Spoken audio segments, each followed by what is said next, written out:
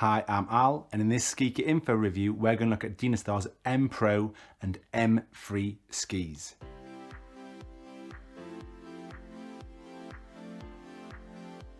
These are your off-piste and free-ride style products, but they've got some really surprising attributes that we'll let you know about later in the video.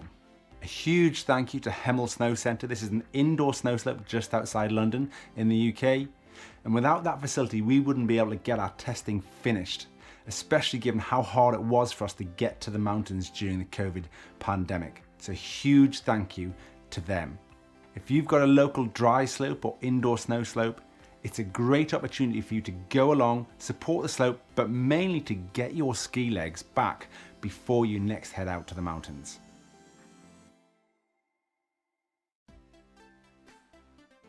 This is the M line from Dynastar, their mountain line. They do touring product in their M line with the M Tour and M Vertical, but here we're going to focus on the M Pro and M Free skis for men and women. Dynastar's M range offer a real mix of punch on firm snow, which was a real surprise for us, but then usability and profiling and construction that helps off-piste. The M Pro and the M Free do differ even though they sit in the same family and have similar widths. The M Pro have a stiffer, beefier construction, a much flatter tail, you're mounted in a more traditional mount point, and they are more directional. The M Free has more of a free ski feel. You've got a big upsweep at the back, the bindings are mounted further forward, and they've got a softer construction. In the M Pro, we tested the women's 99, the men's 90, and the men's 99, as well as the M Free 99. They do other widths. So in the M Pro, they do a Pro Rider, which is 105, which is a full poplar core, full layer of metal. It's a bit of a beast. It comes in one length in 192, and it's got a long side cut of 27 meters. That's for full charging, big mountain style skiing. The majority of people are going to get something like the M Pro 99 or the M Pro 90, and that's why we've covered them here. In the M Free, then it goes as far as 118 underfoot, and it goes as narrow as 99. There's a 108 in the middle, but here we've got the M Free 99. Apart from the M Pro Rider, which is the widest model in the M Pro range, in all of the other widths, they have a hybrid wood core. So this is a poplar wood.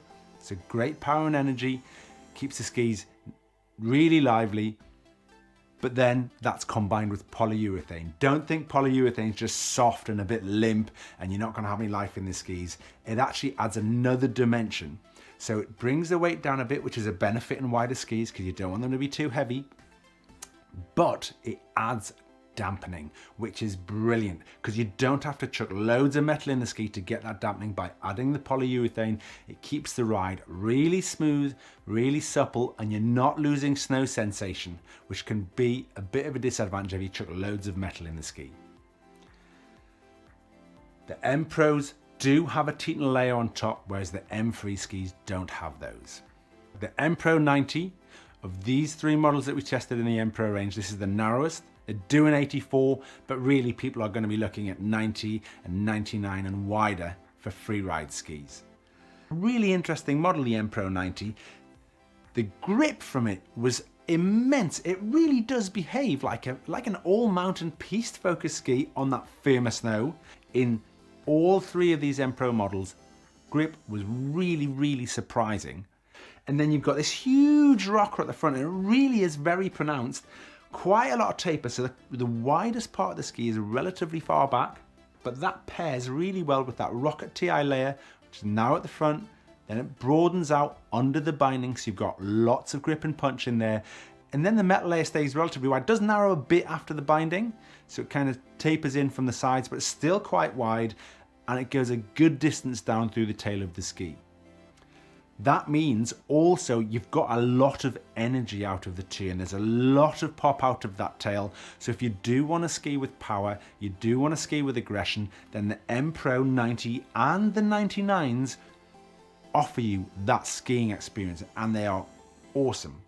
The grip from it This M Pro 90 is more like a piste performance all mountain kind of ski. It's really surprising, but it is a relatively narrow footprint at 90.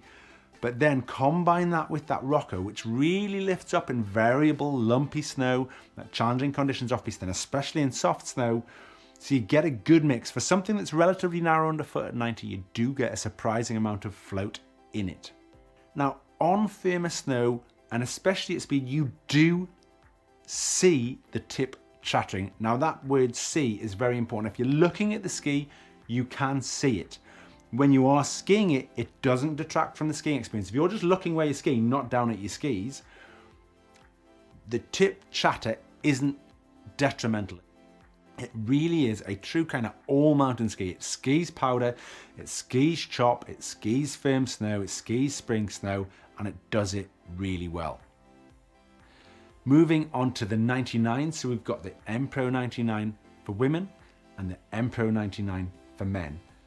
Both Poplar and PU cores both have that rocket TI layer that was narrow at the front, widens underfoot, and then carries on through the tail, so you've got that energy out of it. But they are markedly different sizes. So the ladies is a 162, the men's is a 186, and that length difference makes a huge impact on the ski itself.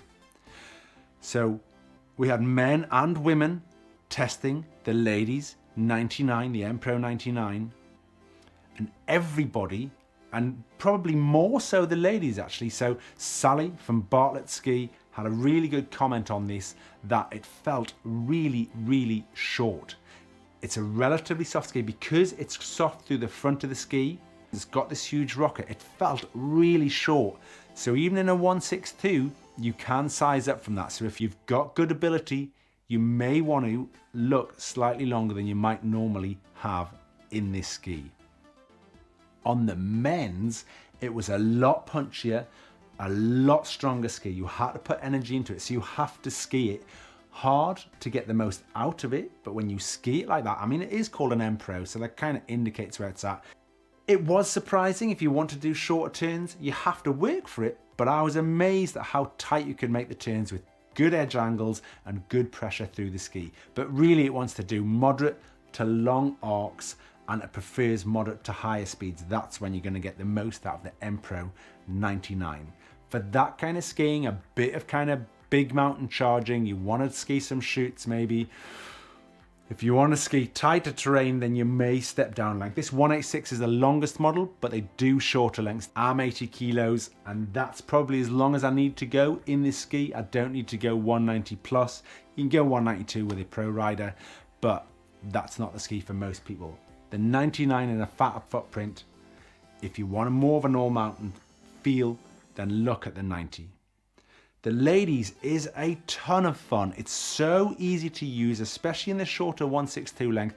It's very nimble. It feels really light on your feet, and that's a reflection of that Poplar PU core. It's got quite a long tip rocker, so just be aware that with that tip rocker and taper, you may want to size up a little bit. The M3, you lose the metal layer, this rocket TI layer, but like all of the other skis, you share the torsion box construction. So you take the core of the ski, and instead of just putting a fiberglass laminate, they take the glass and they wrap the whole core. And this actually adds torsional stability into the core, because it can't then twist in this glass wrap. And that results in amazing amounts of grip for this. For a non-metal ski that's relatively wide at 99, the punch underfoot is almost comparable with the M Pro, which is high praise because this doesn't have that full sheet of metal where this one does under the binding. It is a ton of fun. If you want that drifty freeride feel, then that's when you would probably look at the M3. The M Pros actually were surprising that drifty, but they are slightly more aggressive skis. If you ski with good technique and you want a directional ski, the M Pros are your choice. And then you've got a choice of width. The M3 comes from a free ski heritage. They've got a much bigger sweep at the back. The bindings are mounted further forward. Now, this is noticeable if you find yourself on the back seat a bit in more challenging conditions, maybe some grabby snow off piste or some dense snow. then you'll find it harder to get the tail through in that turn because it's got quite a big sweep and you are mounted quite far forward. So proportionately, you've got a longer tail on the ski.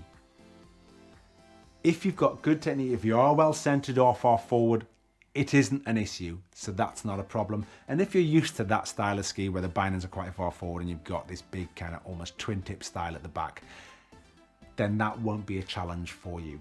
You gain in playfulness. They are such fun. Good grip on firm snow, but take them into the softer stuff and that's when you'll have just the best time. I think the graphic on the M3 is much stronger than the M Pro. While the bases of the skis look really good, this muted graphic is just that. It's quite muted, so it'll suit some people will want that toned down look, whereas some people might want a bit more energy in the graphic of the ski, and you get that with the M3 range. The M3 is a great width in this 99 model. You can go fatter if you want to, absolutely, and you've got shared construction in the 108. You've still got this Poplar and PU core, you've got that fiberglass torsion box, but you do have a wider footprint for the softer snow days. So North America will probably be looking at the wider models. In Europe, where often we ski narrower models than North America, then the 99 is a great choice. And for getting back home at the end of the day on firmer snow, you still have that performance. All of these skis have Look bindings, because Dynastar and Look are sister companies. They all have that 180 release at the toe. The Look bindings are just superb. Often people look at them and think they look really small in the toe, and you might be used to other bindings that are really beefy in the toe. Don't think that doesn't give you the hold. Don't think that doesn't give you the performance. You've got quite a lot of elastic travel in the toe, and then you've got around 27mm in the heel, which is a lot. So that 45mm of elastic travel at the toe means that you can correct a situation before it all goes horribly wrong and you eject out the binding. But you've got the added benefit that with the Look toe, not only does it release sideways, you've also got that vertical release. So in a backwards fall, the toe of the boot can lift out of the binding because this can rotate up, which is really good. You don't get that on a lot of bindings. So for performance-orientated skiers, the Look SPX 12 is a really good option. And you do feel really held into the ski, really connected to that skiing experience. All these bindings are grip walk ready. So that means once adjusted to your boot sole length, it doesn't matter whether you're in a flat ISO 5355 regular alpine sole or whether you're in a curved ISO 23223 grip walk sole, you can just step in the bindings. You don't have to adjust anything in the toe like you used to with the older Look models. If you want to find out more, then check out the ski boot binding compatibility article that we've got on Ski Kit Info.